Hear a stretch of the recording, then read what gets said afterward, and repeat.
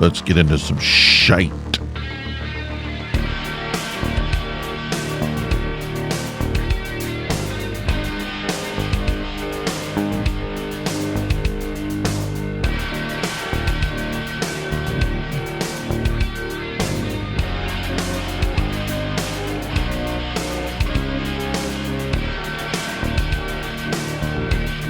Good morning, my friends. Welcome to the Out of Tune Podcast. I am the Out of Tune Podcast guy, Rick.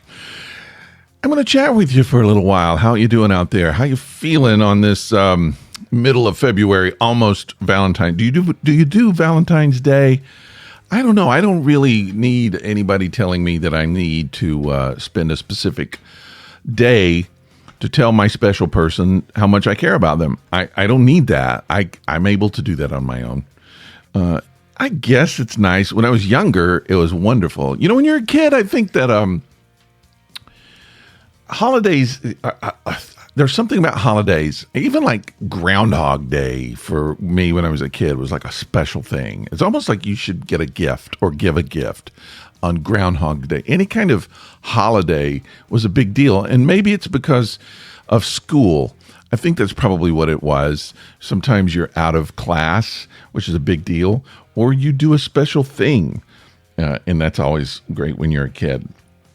And Valentine's Day, I think when you're younger, to me, when you're younger is a bigger deal. My wife was not into Valentine's Day, and I'm not that much into Valentine's Day, so her birthday is the day before Valentine's Day, so we tend to celebrate that, and not so much.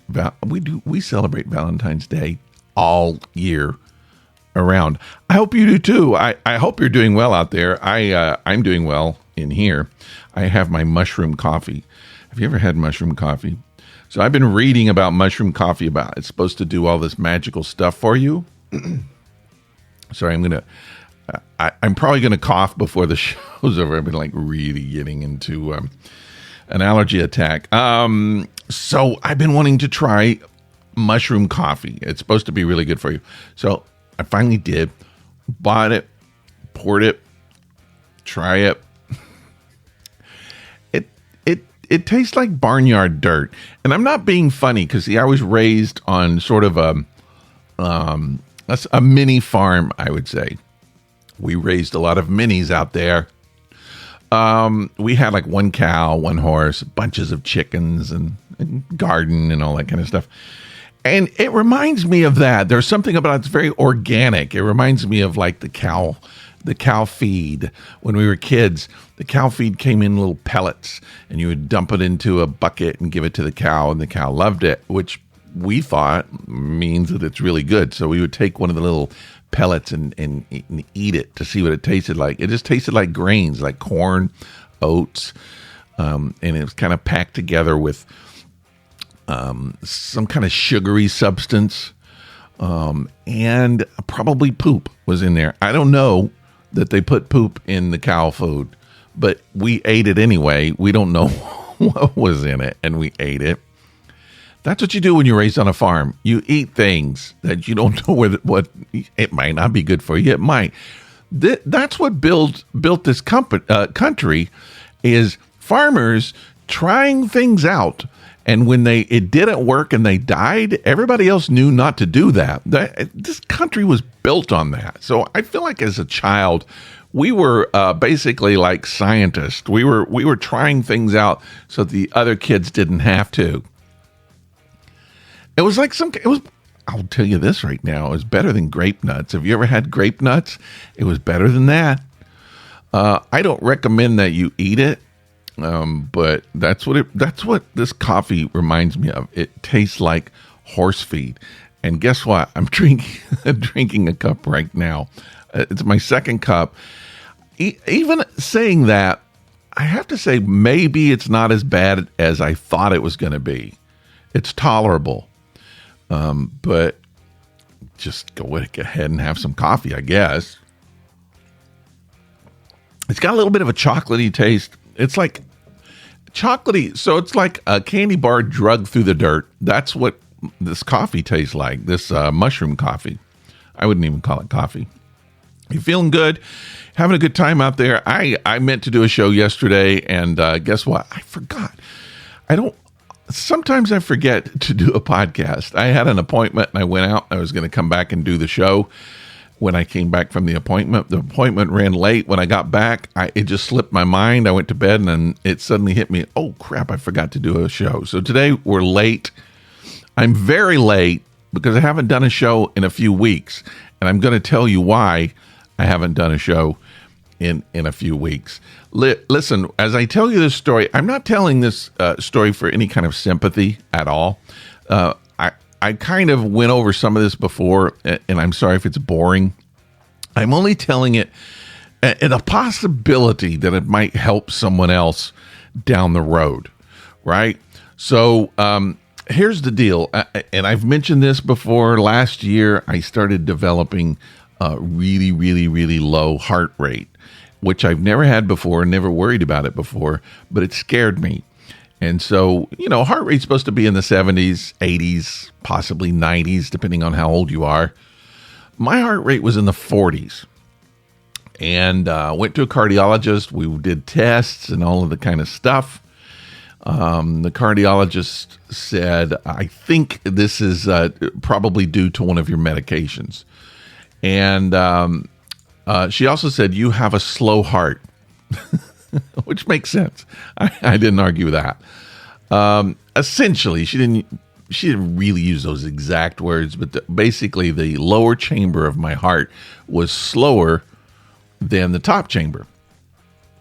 But she felt like that it was probably drugs that was giving me the low heart rate, so she switched around some drugs, and that was it. So this began a several month long adventure in heart drugs and cardiology, which I've never had to do before. Big surprise, big adventure, and just, there were times when I thought I was dying. I was close to death. I'm sure of it. So this went on for quite a while. It started in July, went on, and then in October I had another appointment. And I had to go through, I don't know what it's called. It's some test where you go through, almost like get a scan. You're going through that giant ring, and you're like laying down, and you go in there, and it gives you instructions while you're in there. It's like, turn to the left. And you have to turn to the left. Take a deep breath. You got to take a deep breath. You just do whatever it tells you to do. That's what happens when you get old. You just, whatever people tell you to do, you do it, because you think that's the only way you're going to live. So then I went to my cardiologist. She looked at the scan, said, your heart's fine. I don't see any sign of heart disease. You look like, your heart seems just fine. And I said, my wife's really worried I need a pacemaker. Do I need a pacemaker? And she laughed. She said, no, you're far from a pacemaker. Just do this new medication. I want you to take this and then check back with me. It didn't get better. I kept getting worse.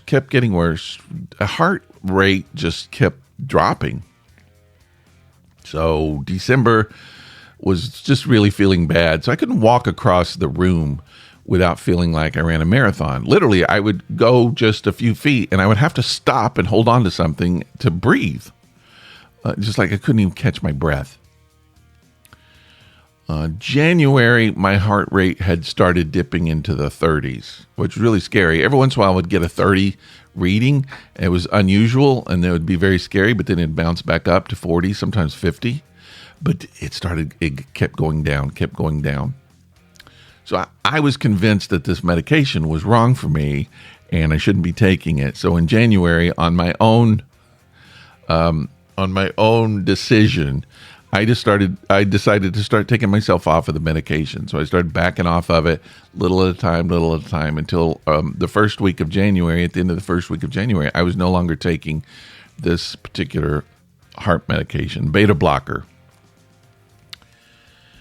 And I waited for my heart rate to spring back into the highs. I was going to be all better again. Well, that didn't happen. It kept falling. My blood pressure started going way up. Scott, I never have huge high blood pressure problems. So all this stuff's happening, and I don't know what's going on, and I just think I got to go to another cardiologist. So I make an appointment, go to cardiologist. She says, well, I see some sign of heart disease, and I think you might need a pacemaker. And I got kind of mad. I was like, well, my last doctors didn't say this exact. In fact, she said the exact opposite. So I'm going to go. I'm not going to come back to you. I didn't tell her that, but I didn't come back.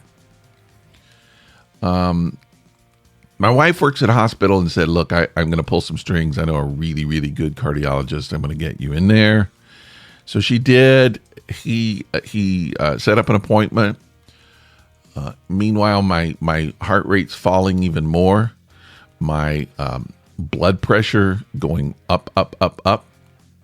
And I feel like an 80-year-old man. I just felt I couldn't do anything. I'm not functional. And I go to this cardiologist. He asked me lots and lots of questions. By that time, I think the week before, I had an heart echo test, which is when they take a picture all around of your heart, inside and out. They do videos. They can see it pumping. They can check your valves. It actually records sound. I heard sound of my heart beating. And I take all of this into the cardiologist. He looks at everything, and he says to me, well, the thing is, you have a complete AV blockage in your heart. Now, so before I got into all this heart stuff, I wouldn't even know what that means. Heart block to me means that you've got a bunch of plaque in your arteries and it's blocking the blood from flowing. And that's not true. When you're talking, that's a artery block. So if you're talking about a heart block, it's all electronic. So I've had this little weird rhythm in my heart for most of my whole life. Other people in my family had it. I think my mother had it, and a brother, maybe a sister, have it. And so I've had it my whole life. It's never bothered me too much. But as I've gotten older, like when I was in my 50s, I think I had to go to the emergency room once because I thought I was having a heart attack. And he put me on a treadmill, and he read the EKG, and he said, I could see the irregular heart rhythm, but I'm not concerned about it. I don't think it's dangerous. And so he sent me home. And so I just have to kind of live with this little every once in a while, and just feels like something trying to break out of my chest. You know, heart's just beating weird. So a complete AV block means that the electronic device in your heart, the one that controls the beating of your heart, has completely stopped functioning. That's what happened to my heart. And he said, my upper chamber is no longer communicating with my lower chamber.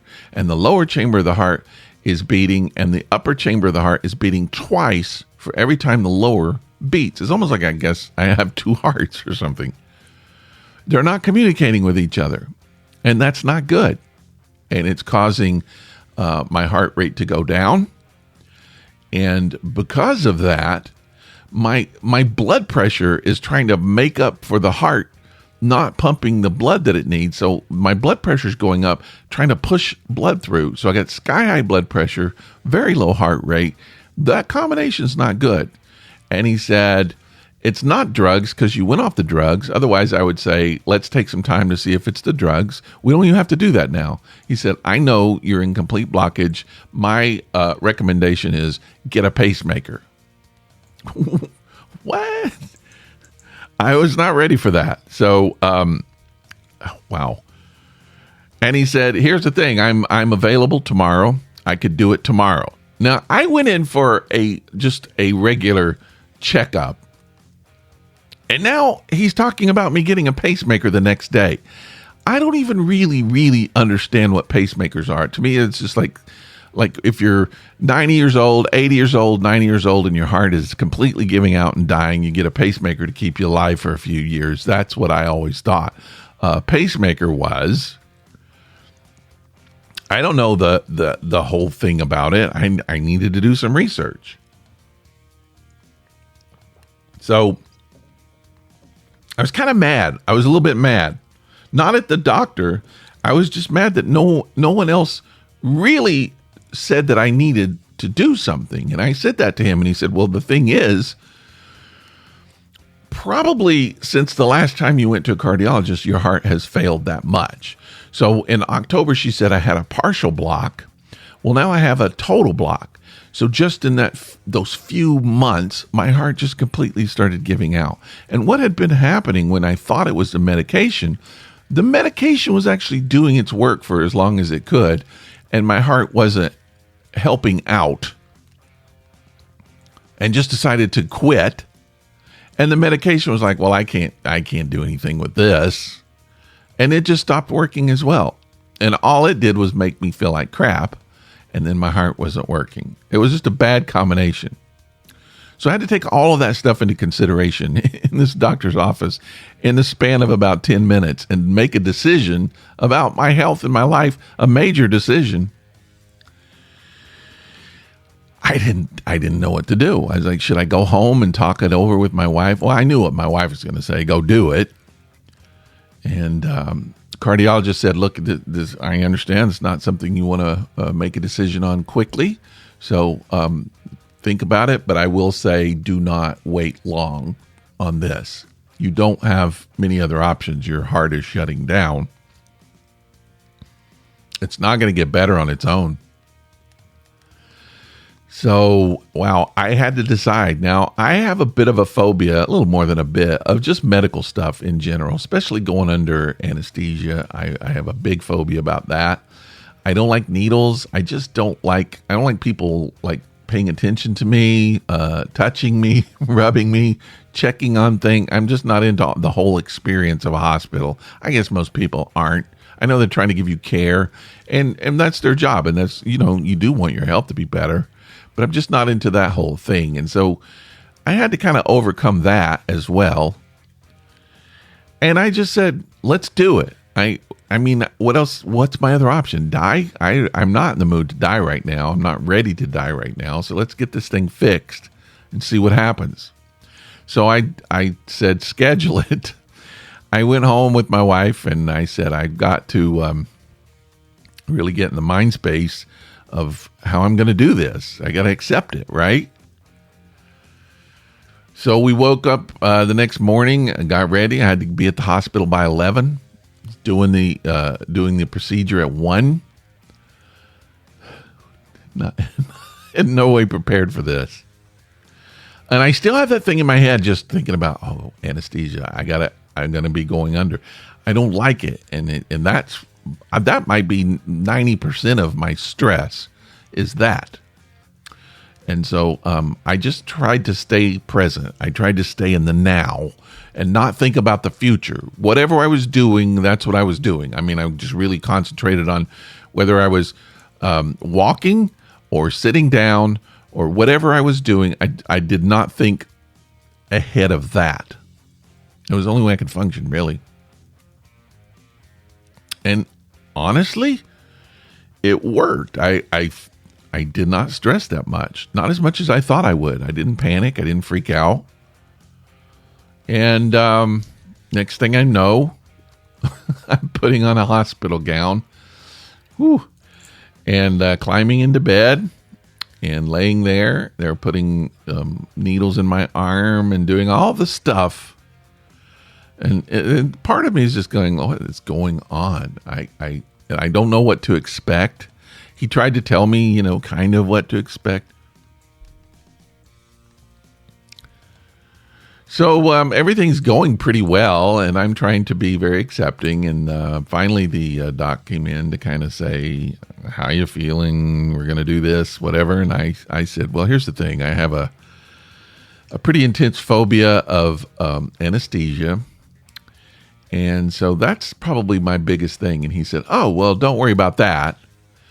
We're going to use, and whatever he said, and I don't know what the chemical is. He said, you're mostly just going to be in a twilight state. Now, I don't know what that means. And I just like, twilight state. Okay, whatever.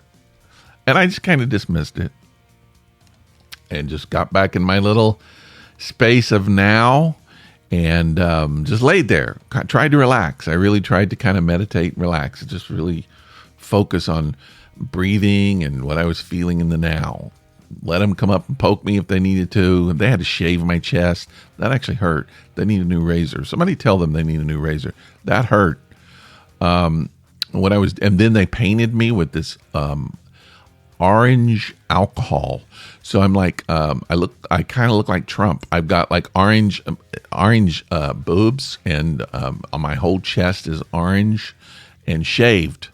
It's like some kind of really kinky vibe here, like in a downtown Atlanta, like a club you don't particularly want to visit unless you're into that kind of thing.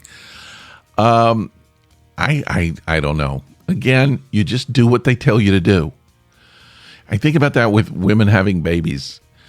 You have to just, your body's not your own anymore. They just stick things in you, up you, pull you apart, just whatever they have to do to get this thing done. And what are you going to do? It's just the way it is. And you start realizing this little body here is not mine. I mean, I think it's mine, but it's not. And in the end, people, they're going to do whatever they want to. The older you get, that's going to have to be something you accept. So next thing I know, I'm being rolled back into the room, the operating room. And I go in there, much brighter than I thought. I kind of expected more of a spa type of experience, mood lighting or something. They had on really bad country music and bright lights. And I'm just laying there, and they come over and they do this and check this, and they do they dress me, not dress, but I mean like for with gauze and stuff. They dress everything ready for the surgery, and I'm just staying quiet. I'm just staying silent. I'm just trying my best to stay in the now. And I'm ready for that shot, the one where I go to sleep. I'm ready for that tingly. I hate that feeling, but I'm just waiting. I'm ready. I'm trying to stay now. I'm not going to stress about it. When it comes, and I'll just go to sleep, right?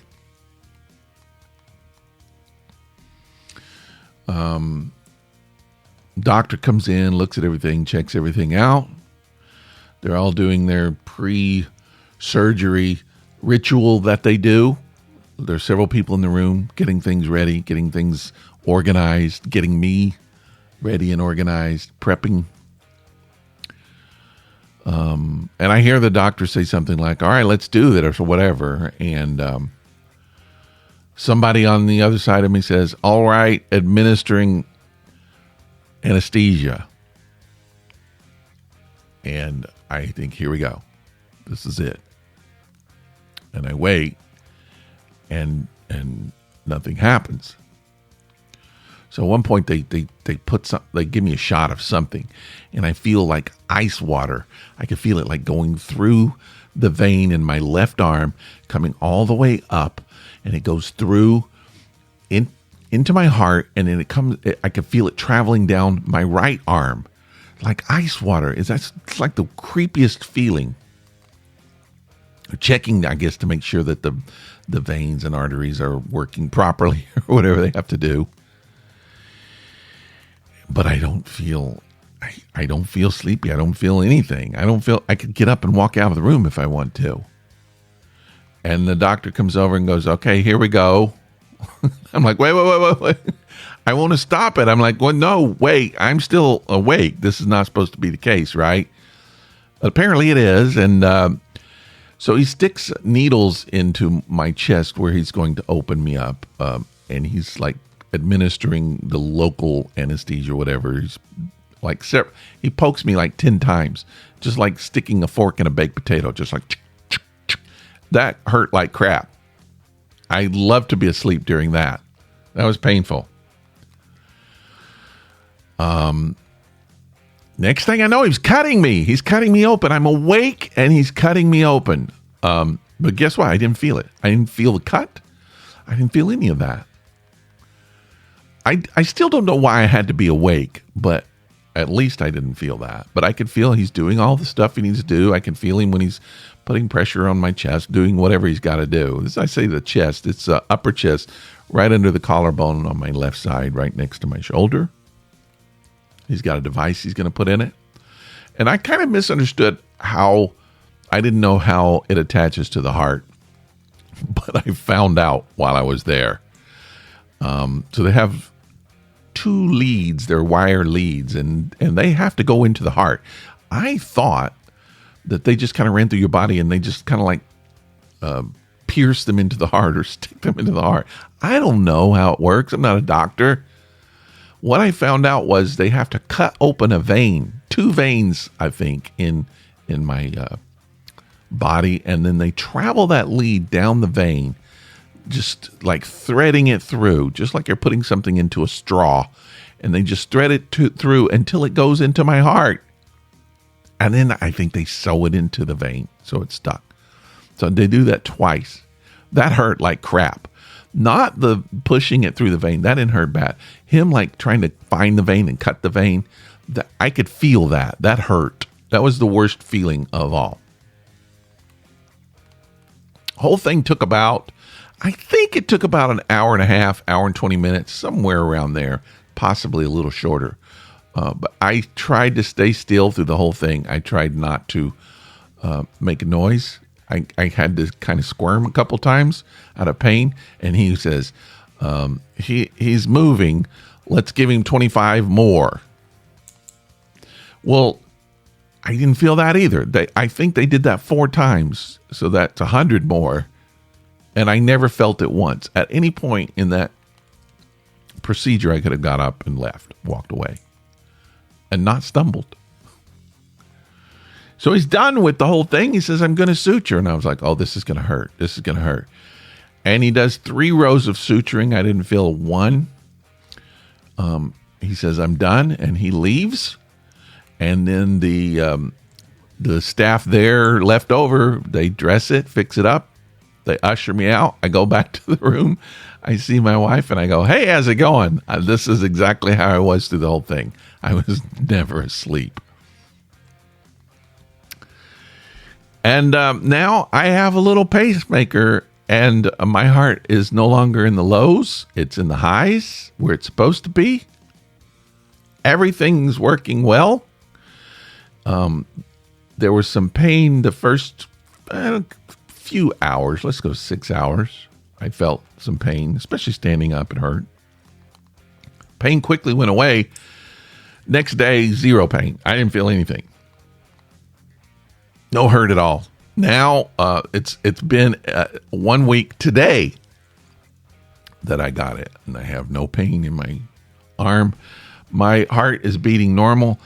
Things that was happening in my body that I didn't understand why they were happening, for instance, the high blood pressure, now are normal. My blood pressure has dropped. 2 days after I got the pacemaker, I walked 1.5 miles and felt fantastic. Yesterday I walked a little more than a 1.5 miles. Today I'm going to walk 2 miles. My body feels like it did before all of this stuff started happening. I don't know what age I was and at what point my heart kind of started shutting down. But I do feel like it's been going on for a little while. And now things are back. I think I'm getting some energy back. I feel better. And I'm hoping this goes on for a while. I have to have a new one put in every 10 years. So every 10 years I have to go in, they cut me open and put the new device. Surgery is not quite as bad because they don't, unless there's a malfunction, which I don't anticipate, they don't have to put leads back in. Those just stay in. They're in my heart. And they put the pacemaker in, the main device, which is like I don't know how to explain it. It's a little bigger than a silver dollar coin. And it has little plugs in it, and they'll just take those leads, they'll unplug the old one, put the new one in, plug those back in, sew me up. I'm done for another 10 years. My heart gets to beat again. It feels really strange having a full heartbeat after all of that time of being in the lows, and I had no idea what was going on.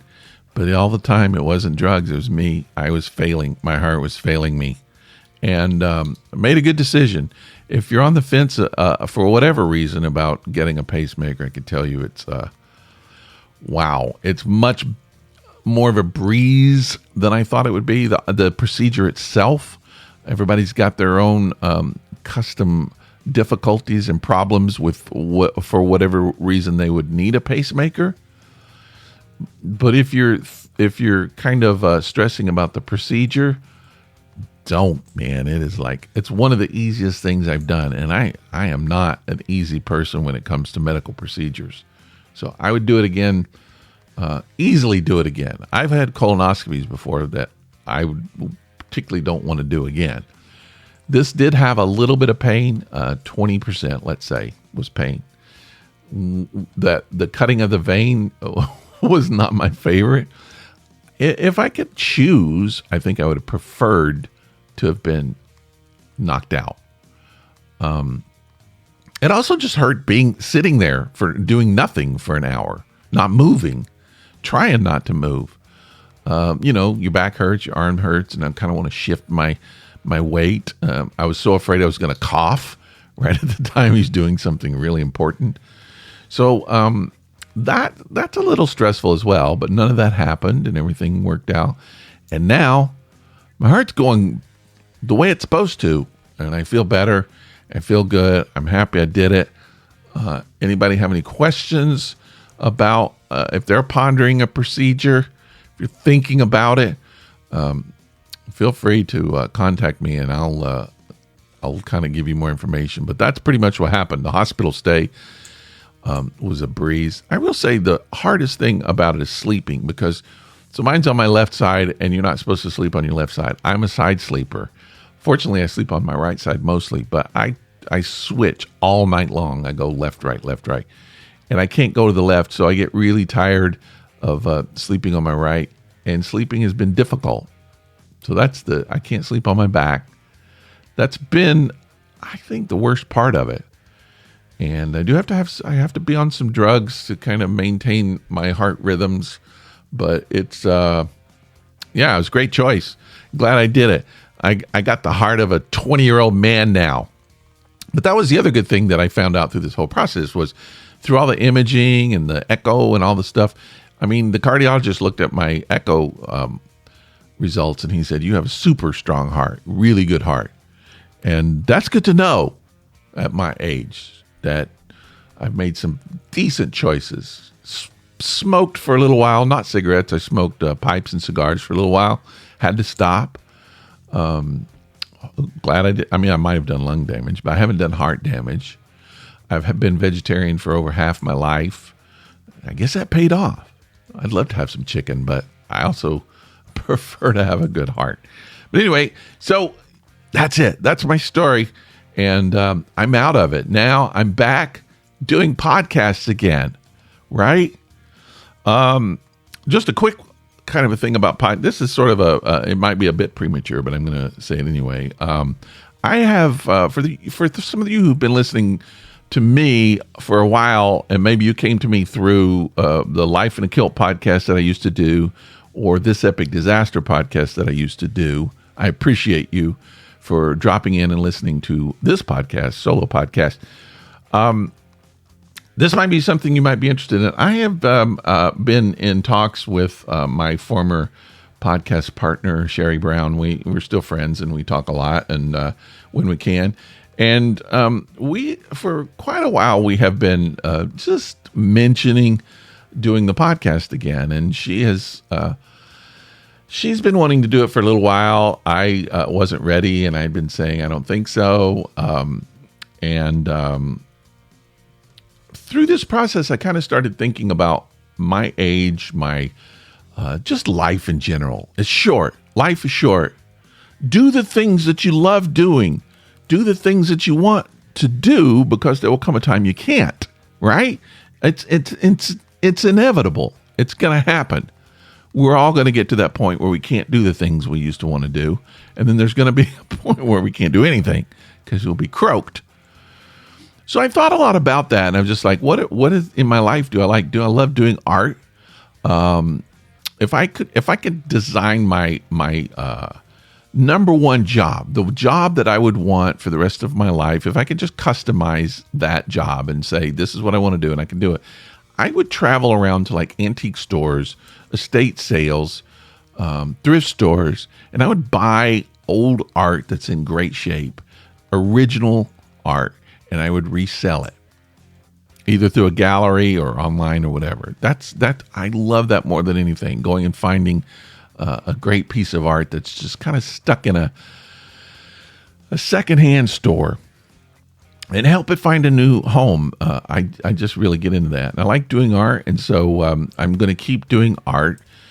But the podcast that I used to do with Sherry, This Epic Disaster, was one of the most. It's one of my favorite things I ever did, and I enjoyed it. We used to get. We had some good response. We had a good audience. We enjoyed it. It was fun. It ended on a bad note for personal reasons. We're not going to go into all of that. That was a long time ago. I think the show ended 3 years ago. I think we're a little bit different people. But just thinking about that, and I just thought, if I love doing it so much and I enjoyed it so much, why not try to fix the problems and do it again? And so I reached out to Sherry and I said, let's talk about it. Let's see what we could do. And we have been talking about it, and we made at least an initial decision to actually bring the podcast back. So at this point, some point later this summer, we're talking about bringing This Epic Disaster back to the airwaves. For those of you who might have enjoyed it, if you never listened to it and you've been listening to this podcast, I'll tell you it's a better podcast than this one. Sherry and I have been podcasting since 2013, and you find that partner that you just really, you do things really good with, whatever, even if you're a plumber, it's somebody that just kind of almost like reads your mind and you can work well together. And I've had that in other art businesses and stuff, where just like it's a great team, you make a great team. And I feel like Sherry's a really good podcast partner for myself, and we enjoy just being goofy together. So it's something that I think is going to be fun. We're going to work on some stuff, trying to kick a lot of the rust off of it, get rid of some of the things that used to not work and that we had a problem with, and try to just make a better podcast and see if we can do a podcast even better than what we used to do. So I guess this is an announcement, but it's really kind of not. We haven't made a formal announcement yet, which is stupid because that's what this is, I guess. But I just want to let you know, if you're somebody that used to follow us, perhaps you will like that and you will enjoy that. That's all I got, I think, that I got to talk about. You're still welcome to get in touch with me through email. You know our phone line. If you don't know the phone line, I can't remember it right now off the top of my head. It is on the website. But this podcast will keep going. I might make a few little tweaks and changes to it. It's possible that I'll scale back to like 2 a month instead of 4 a month. Now that I'm feeling better, though, I might be able to crank out 4 a month. But I would like to move this podcast more into more of an artsy kind of podcast.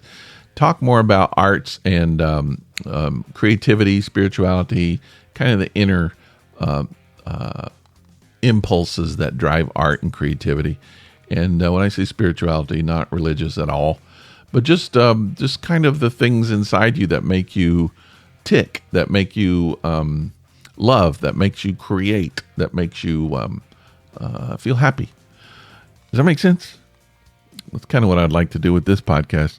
This Epic Disaster is just goofy. It's crazy. So I think there's a nice little niche for it. But anyway, I'm going to say goodbye. That's right. Your podcast host with the new heart. I'm giving part of it to you, and I hope you enjoy it. I'll see you next week.